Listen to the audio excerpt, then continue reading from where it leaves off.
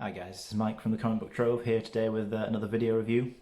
Today I'm going to give a review of my most recent read, which is the New Mutants Omnibus Volume 1.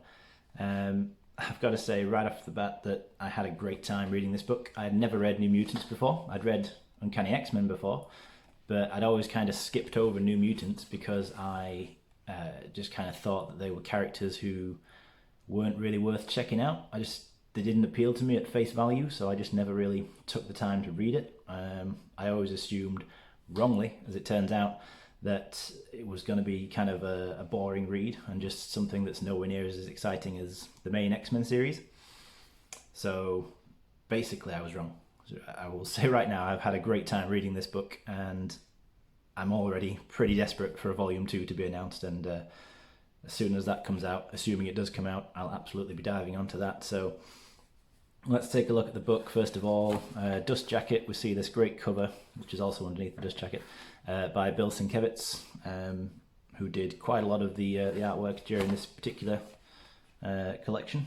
On the back you get the standard kind of Marvel Omnibus style, although with its own unique kind of white and black design, and I do really like this kind of splotchy black design that's running across the Dust Jacket. I think it gives it a very unique look. Certainly no other omnibus that has that design style.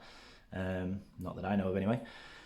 If we look on the back though, as I say, you get the cover gallery of the material inside. Now this is a big book. The material in here, just going to bring that up. It shows you got Marvel Graphic Novel 4, New Mutants Series 1 to 34, New Mutants Annual 1, Marvel Team Up 149, Marvel Team Up Annual 6, Uncanny X-Men 160, 167, 180, 189 and 192, and the Magik miniseries issues 1 from 4, and material from a few other things. So there's a lot in here. All in all, if you can count the extras in the back, it's about, I think I want to say about 1,250 pages. So you get a lot of material, absolutely. If we take a look at the book itself, you get the same cover as the Dust Jacket. This is the standard edition Dust Jacket, by the way. On the back of the book, if we take a look on the other side, this is the cover to New Mutants issue 1 by Bob McLeod. That was also the direct market variant Dust Jacket as well. So this is one of those where no matter which edition of the Dust Jacket cover you bought, you do get both covers underneath on the book itself, which is always a nice touch, I think. As you open the book, you're going to be immediately struck by this bright yellow kind of bookend page, which, yeah, certainly very colourful, grabs your attention. We'll come to this and what exactly that is soon enough, but a very cool image by Bill Sienkiewicz. So the majority of this is written by Chris Claremont, but there's also some stuff by Bill Mantlo and Louise Simonson. Most of the artwork is by Bob McLeod, Sal Buscema, and then Bill Sienkiewicz throughout the New Mutants series. So I'm not going to discuss everything in here. I think I've said this on most of my video reviews if you've seen my other videos, because firstly it's a massive book, I'll be talking all day. And also my key point here is, as much as I want to kind of go through it and give my thoughts, because especially in this case this is a book I've enjoyed so much, and if like me you hadn't checked this out before, I really think that you should, and I really think you should experience it all for yourself without knowing too much about it. But if you've already read it before, or you haven't read it but don't really care if I spoil things, then by all means stick around and we'll run through it and talk about stuff as we go along. I'll bring up some key points. This first comic in here, then the first thing it starts off with is Marvel Team Up issue 100, which is Spider-Man and Fantastic Four. Why is that in here, you might be asking? Well, it's the first appearance of a character called Karma, who will be one of the founding members of the New Mutants. Her whole thing is she is a kind of refugee from Vietnam. She has a mutant power to kind of possess people. She can take over them and sort of control them. And in this particular story, she has wrongly believed that Spider-Man is a villain, so she's trying to take over him to try and get him to help her out. It's an okay story. To be honest, this was probably one of the weaker comics in the whole thing. I was actually a little bit concerned when I read this that I was going to struggle to maybe get through it and that maybe I had been right. But no. That's just me. You might love this comic, but as we get through that, you get a good introduction to who she is. That's your first New Mutant, although the team doesn't officially exist yet as of this point. Then you go into Uncanny X-Men 160, and I will say as well at this point, if you had a look at the contents of the book there with me, and maybe you were thinking to yourself, well, it sounds like there's some material there. There's quite a few X-Men comics, for example. There is definitely a little bit of double dipping with the Uncanny X-Men Omnibus volumes 3 and 4. Not lots really, but some issues definitely duplicate. So all the issues of Uncanny X-Men that are in here are in those two omnibus. Also the Magik miniseries, issues 1 through 4, that's in Uncanny X-Men Omnibus volume 3. So some things are in both sets of omnibus, something to be aware of, but really they kind of have to be in here, certainly, because those particular comics kind of fill in blanks, and if you didn't have those in here, you'd be missing some context, which would make this a bit more of a jarring read at some points, because although New Mutants and X-Men don't cross over exactly, there's not many examples of, you got to read X-Men and then you've got to read New Mutants to complete the story. For the most part, they are kept quite separate. So, as I have done before, if you just read Uncanny X-Men, you won't be completely lost if you never read New Mutants, but as I've now discovered, reading through this, you basically get like another side to the story. So they're almost two halves of a whole, basically. They're not exactly crossing over, but if you want the full context of what's going on in the X-Men universe and in the story, as it's told during this time, you kind of have to read both. This is pretty much a necessary companion series to Uncanny X-Men, as I've now discovered, and a really good companion series as well. But why is this issue in here anyway, 160? Well, this is the issue where Illyana Rasputin gets taken to limbo, and there'll be more on that later. We find out in the Magik miniseries the full extent of what she went through, but she goes into limbo here. The X-Men follow her in. They manage to escape, but she is kept behind. They manage to pull her out in what for them is just a few seconds later. But she comes out having gone into limbo at about 7 years old, and she comes out, I think she's 13 or 14, so it's only been seconds for the X-Men, but for her she's been in limbo for years. And I think that Illyana / Magik is probably the most fascinating character in this series, and certainly one of the darker and more tragic characters in comic books in general. But we'll go into that in a little bit. So this is Marvel graphic novel number 4. This is the first official appearance of the New Mutants. This is where the main founding team forms. Basically, this all starts here. So this graphic novel and the series that spins out of it, starting with New Mutants number 1, obviously, is taking place around the time of the Brood saga in Uncanny X-Men, which, if you're not familiar with, basically the X-Men have been abducted by aliens and are on a very hostile alien world, going through a pretty horrific experience. But to Professor X, he basically believes them to be dead. So he's had no contact with them. They're away from Earth and he has no idea where they are. He's assuming the worst. So he is kind of just assembling a new team to try and, I guess, start over in a way, and to, continue his goal of trying to look after young mutants who are struggling to handle their powers. So he's bringing them in. In here you get a kind of introduction to each of the team members. So here is Roberto da Costa, and he becomes Sunspot. That's his name, kind of code name. His whole thing is he absorbs sunlight and it can kind of supercharge him so that he has incredible strength, but it doesn't make him invulnerable, as you'll be told every single issue as you read through this. I think I just skipped over actually the first character introduced here, found by Maury McTaggart, his young girl, Rain Sinclair, a young Scottish girl. Her power is she can transform between human form and wolf form, so kind of like a werewolf, but she can trigger the transformation anytime, back and forth. I think it's mentioned that she's the youngest member of the team. Here, next introductions, character Sam Guthrie, and he becomes Cannonball, and he can kind of project himself through the air, kind of like a human rocket. Then you get Danielle Moonstar. She's a Native American. Her power is she can basically make people see their biggest fears. So whatever a person fears most, she can kind of bring that fear out of their mind and project it in front of them, so that it kind of terrifies most people. And then you've got Karma, who gets brought in from that Marvel team-up issue, and we're told that Reed Richards basically got in contact with Charles Xavier and arranged for her to come and see him really at the school to see if he can help. And this graphic novel basically just serves as an introduction to the characters. So you meet the cast, you get to know a little bit about who they are. They work together for the first time. They have get into a conflict with Hellfire Club, or at least part of the Hellfire Club. And yeah, so it's kind of your standard kind of first issue / origin story, really. You get everything you expect to get.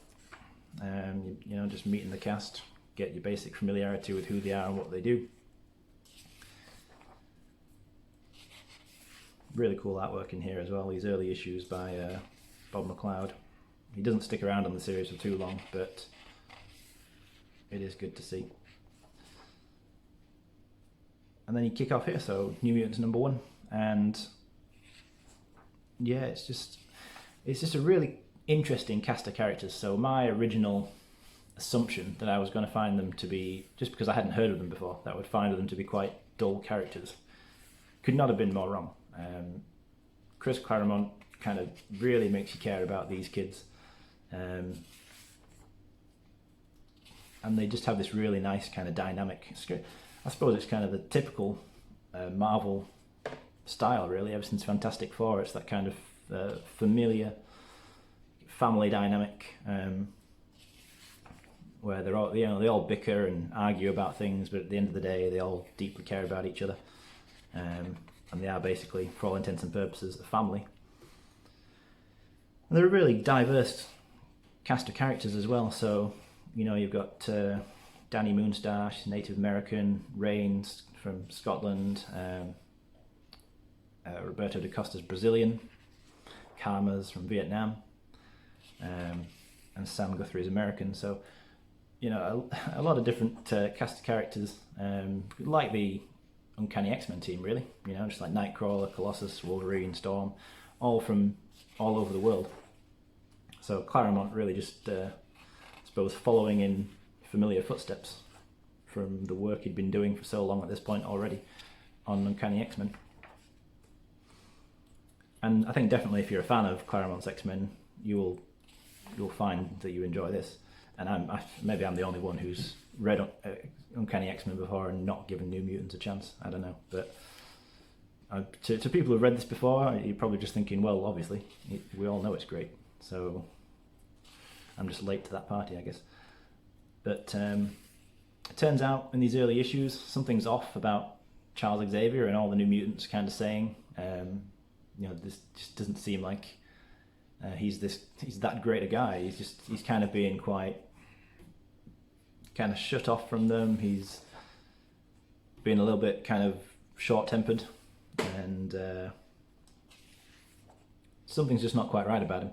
And it turns out here, this is Uncanny X-Men 167. So this is where the X-Men return from their ordeal fighting the Brood. They managed to come back to Earth, and they've raced back to Earth because they know that Charles Xavier is basically he's the human host of a Brood queen, and these Brood are a lot like the xenomorphs from Alien in a way. They need a living host. They grow inside them, and then when they reach maturity, they sort of take over that body and turn that person into a Brood. So it's like same kind of concept, I suppose.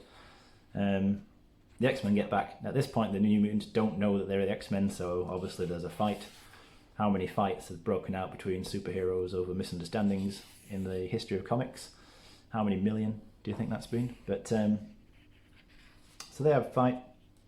Charles Xavier turns into a brood, and in probably one of the most quickly resolved yet most dramatic events, I think, in all of X-Men history, we physically see Charles Xavier transform into a brood queen. We've learned from the brood saga that the X-Men have just been through that that's an irreversible change.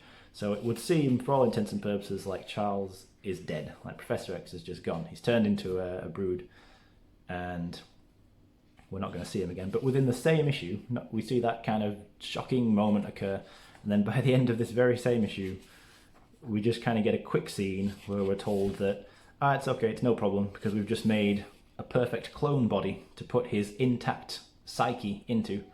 So over the course of one issue, Professor X goes from human to brood to moving his mind through magical science into a newly created clone body, so we can just kind of go, that's all okay, don't worry about that, no big deal, you know? Yeah, so I just find that kind of funny. It's a good story. It's the whole brood thing is great, but that's such a, I don't know, such a very quickly resolved ending. It just doesn't seem quite right. The pacing of it just seems quite off. It all just happens very quickly. So then we jump back into New Mutants. So like I say, those first 3 issues or so all take place before they've even met the X-Men. They then come back. The X-Men, come back. And yeah, so they kind of just resume their roles. So as you were, the X-Men and remain the primary team, doing everything that they're doing. The New Mutants are kind of like, I suppose they're like the B team, really. They're not officially supposed to go on adventures. Professor X tells them repeatedly that you're not supposed to be going out and fighting evil mutants and whoever else. But they end up being drawn into all kinds of adventures anyway. There's a crossover here with Cloak and Dagger, Spider-Man. So this is, if you have any familiarity with Cloak and Dagger, basically they gained their powers from criminals who tested experimental drugs on them. And in this story, they capture Roberto and Rain, so Sunspot and Wolfsbane, and they kind of, I think it's the same gang or a similar gang, and they test a new experimental drug on them. Cloak and Dagger turn up and with Spider-Man and kind of end up sorting that out. But the fact that those two,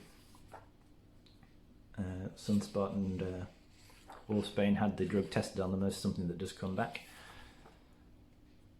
So it's not forgotten about. But that's something Claremont always did really well. He was great at playing the long game with his writing. Stuff would happen that would seemingly be resolved, and issues would start to come, and there'd be no mention of that particular plot line. So you start to think, okay, well that's surely over. But then 10, 20, 30 issues later, whatever, he'd suddenly throw something in that makes you realise that did have some kind of lasting effect. And that happens here with at least two key events I can think of.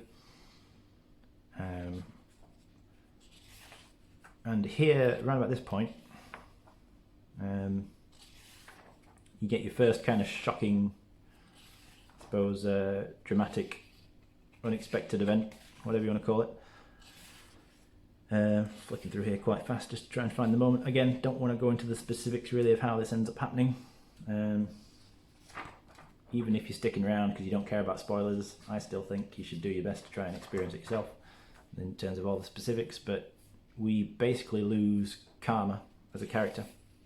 She seemingly dies in an explosion. All the rest of the team manage to just about survive, but nobody finds Karma's body. So she's assumed lost at sea.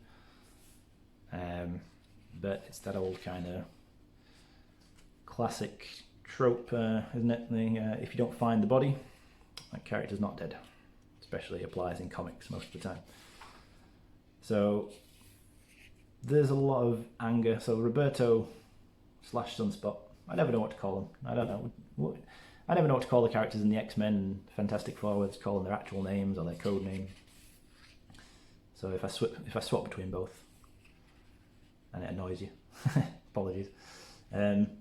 Sunspot gets particularly angry. He's kind of the hothead of the group anyway, so quite often you see him losing his temper over things, and he's the one who kind of challenges and raises his voice to Professor X most often.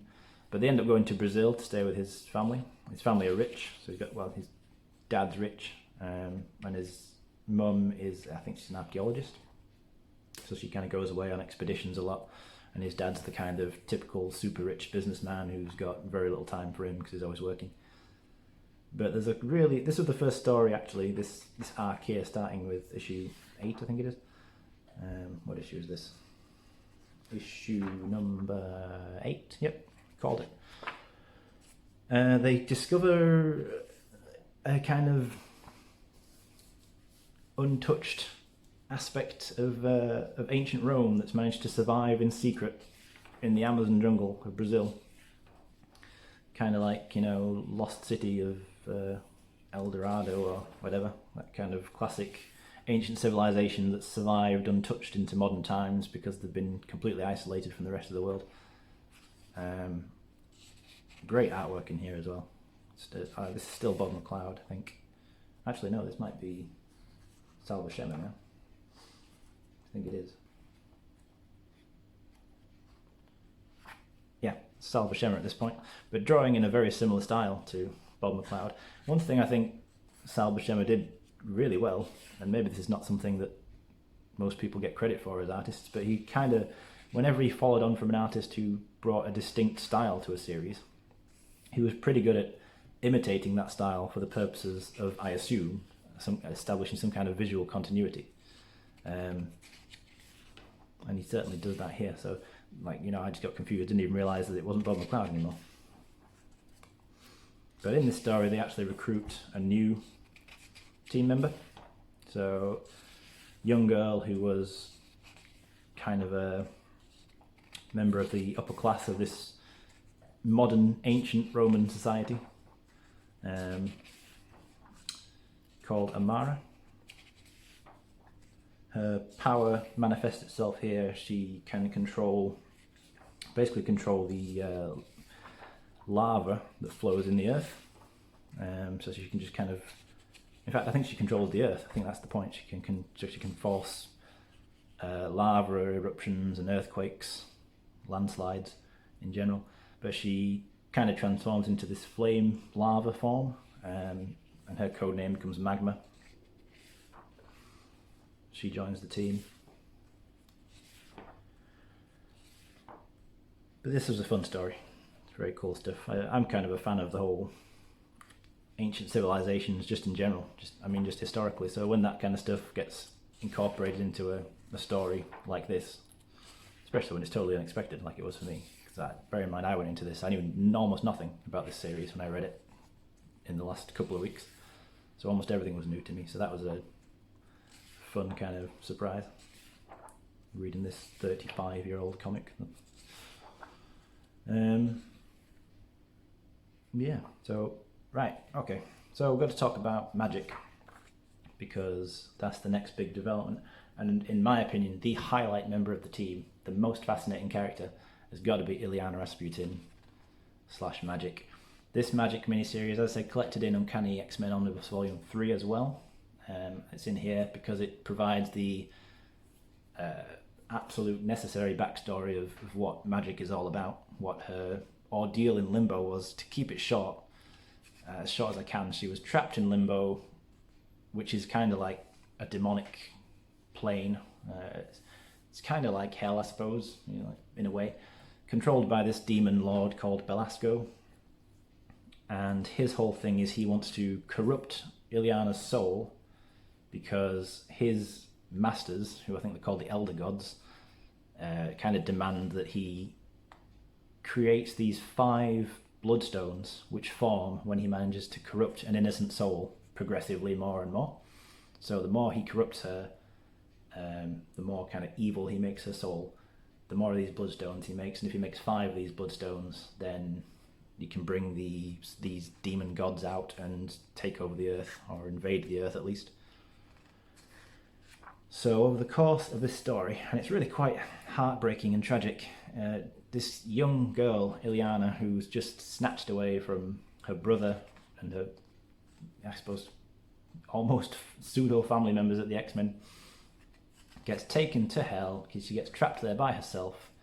She meets alternate versions of Storm and Shadowcat, Kitty Pryde, who are older than their main timeline counterparts because they've been trapped in limbo for some time already. And yeah, it's just heartbreaking to see this young girl's soul being manipulated and toyed with, and she just gradually kind of gets overcome by all the corruption and the evil of this place. And by the time she leaves and gets away from limbo and goes back to the X-Men, as I say, with it having just been seconds for them, but years for her, about 7 years I think, she's managed to overcome Belasco. She's beaten him, and due to the training that he's tutored her in really over the years that she's been there, she's also become a dark sorceress.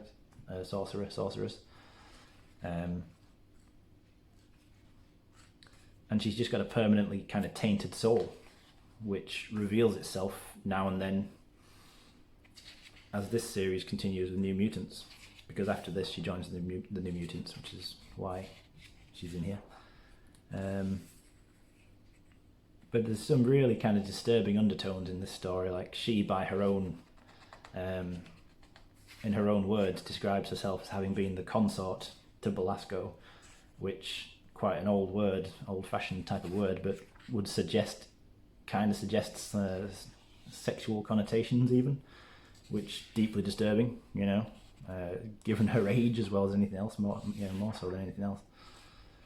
But you see here by the end of the story, she's turning into kind of a demonic form of herself.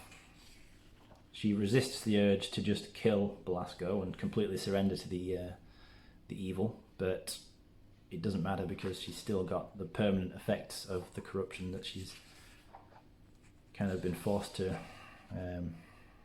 undergo. And then issue 14 starts with Magik then kind of being integrated into the team. And I'd say I think she's the most fascinating character because she's dealing with the pain and the trauma of what she's been through. She's trying to hide it from everybody else because she doesn't want anyone else to know what she's been through, because she thinks that they would think less of her or assume that she's just a disgusting, horrible person because of this horrible kind of saga, this traumatic life really that she's had to lead. Nobody else understands, because how could you understand something like that unless you've been through it? But gradually over the course of these issues, the other characters naturally learn more about her, as she has to kind of reveal her magic. And they're all most of them anyway, are quite unsure of her. They don't quite know whether to trust her or not. They're certainly all quite nervous about her, because as I say, she's unrelatable. Nobody else understands what she's been through, and she's not about to really talk about it. This is a key story, so if there's any one particularly notable, famous story from the New Mutants, it will be this one starting with issue 18. It's a 3-part story, The Demon Bear. This is also the first issue where Bill Sienkiewicz takes over. I just want to quickly show the Demon Bear is kind of this demonic spirit thing that has been haunting Danielle Moonstar. It's appeared briefly a couple of points up to the beginning of issue 18, so you kind of knew it was coming with that Claremont foreshadowing. But at the end of issue 17, this is what it appears as drawn by Sal Buscema. This kind of wispy, cloudy thing that almost looks like you could give it a cuddle in a way. Yeah, it's got a bit of a sinister face, but it doesn't look like a massive threat. Certainly not the scariest thing you can imagine. And then immediately, next issue, Bill Sienkiewicz comes in, and you can almost see him saying, yeah, we're not going to do that, as he decides to do it his own way and create this far more horrifying image, which I will just get to. There we go. So Danny has decided to go out and confront this demon bear once and for all. And yeah, that's genuinely quite scary. And this story and these issues, as drawn by Sienkiewicz, have a very kind of horror film style to them. But yeah, it's Very memorable story. I think the first two parts, issues 18 and 19, are particularly good. For me, it's a little bit of an anticlimactic resolution in issue 20 as the third part. But if you flick through here, if you've seen the art up to this point by McLeod and Buscema, then, which I'm sure we probably didn't even need to say, but Bill Sienkiewicz's is probably one of the more unique artists who's ever worked in comics. He's got a style that is basically unlike anybody else's.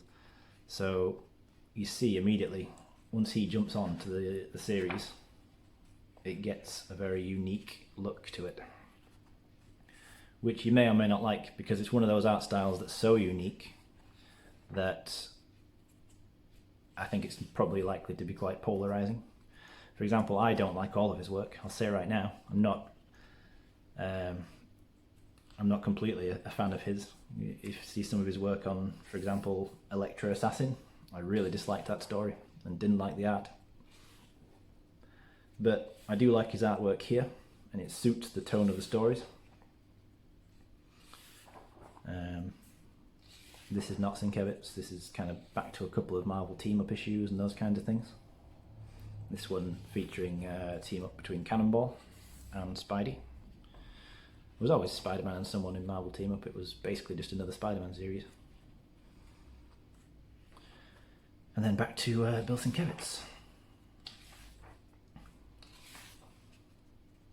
You start getting some quite cool character biographies as well. The idea of these, they're supposed to be, I think, excerpts from Professor X's own journal, and his journal entries about new students and his impressions of their personalities and what he thinks about their potential, etc. You get a couple of extra issues of X-Men in here just to kind of add a bit of context. This is a cool story. This brings Cloak and Dagger back in, and this is where you get the kind of follow-on from that earlier issue, where you see Sunspot and Wolfsbane take on having to take those drugs, those experimental drugs. Basically, it affects them. They kind of start developing the powers of Cloak and Dagger. Meanwhile, the actual Cloak and Dagger have lost their powers, and they're in no rush to get them back because they don't like their powers. It's not powers that they can just switch off. The powers of Cloak and Dagger are quite difficult for them to live with because it deeply affects their lives. There's a cool scene here with Illyana where she takes Sunspot and Wolfsbane to Limbo, and she tries to use her magic to deal with the situation, and it backfires. But it's quite, as I say, I really like the character of Magik / Illyana / whatever. She's just, she's damaged, she's complex, just a very complex character, but she's also starting to show, as this series goes on, her power gets stronger and stronger, and as she uses her power more and more, she kind of feels the urge to surrender to the evil within her growing, and she's trying to resist that the whole time. And it's, I just think as good as all the characters are, and I do think they're all good characters now that I've actually read it and given them a chance, I think that she stands out as the highlight character.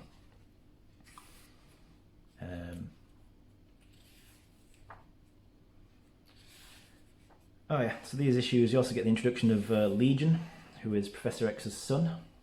His whole thing is he has multiple personalities, so he's a very strong telepath, just like his dad, Professor X, but it's kind of far more extreme in how it's, because he absorbs personalities and takes them on, so that he's basically always got extreme multiple personality disorder. He's not one person, he's Legion. He is many. His mind is made up of many people, many personas. I don't really like the character that much, I'll be honest. This is probably my least favourite story, just because I find Legion kind of, I don't know, it just doesn't really appeal to me. I find it kind of a frustrating character. So, even though it wasn't bad, this story kind of went on a little bit long for me. But then at the end, like the final full story arc, you find out what happened to Karma. So Karma, who'd been missing since about issue 7, presumed dead all that time, comes back in issue 30/31, or at least she seems to come back, and she's gone from being this kind of skinny girl to being Jabba the Hutt style obese, and you don't know what's going on with her, but all of a sudden she seems to be a villain, like she's pure evil. She's toying with people, torturing them, ruining lives just for fun. This is her. And yeah, so the New Mutants, the crew, they're thinking, what has gone? How has our friend gone from being, such a nice person to being such a horrible person? What happened to her in the time since we've seen her? Basically, what did happen, spoiler alert, is she was taken over, her mind was taken over by the Shadow King, who's sort of the evil telepathic equivalent to Professor X. He appears in a few X-Men storylines, at least 2 or 3 times over the course of Claremont's run. She is, again, as I said, Jabba the Hutt, massively. So once they figure out that that's what's going on, the plan becomes to exorcise him from her mind, and they just about manage it because of a plan concocted by Magik, who is an ultimate badass, but a very tragic, sad character. And that's where it leaves off with the resolution of that story. So they managed to get the Shadow King out of her mind. Karma is herself again, at least, psychologically, but she's still got this incredibly obese body. Like, I'm not just talking big, I'm talking huge. And then in the back you get quite a few covers. Most of these, if not all of these, are actual covers from the issues by Bill Sienkiewicz, but minus all the text and logos. These are his painted artwork style. And you get covers of trade paperbacks, a couple of interviews, a couple of recoloured cover images. That's a cool cover, I always like that one. And yeah, Magik, issue 4. Great book. Honestly, liked this so much more than I expected to. I found myself completely captivated by the characters as they grew, as they get to know each other more and more. I highly recommend it. I've probably said that 2 or 3 times already up to this point, but if you haven't read this series, please do give it a chance. It's so good, it really is, and I just think it needs to be experienced, and it definitely is a vital companion to Uncanny X-Men. So when you get to that kind of Brood Saga point where this series begins, from then on, if you want the full experience, you've really got to be reading New Mutants and Uncanny X-Men sort of alongside each other, which makes it a little bit tricky, I'm not going to lie, but that's comics, that's how they tend to work. So yeah, great book, great omnibus, fantastic read, well worth checking out. Thanks very much for watching, if you've stuck with me this far, and please like the video, subscribe to the channel if you're enjoying what you're seeing, and I'll get back to you soon with another review.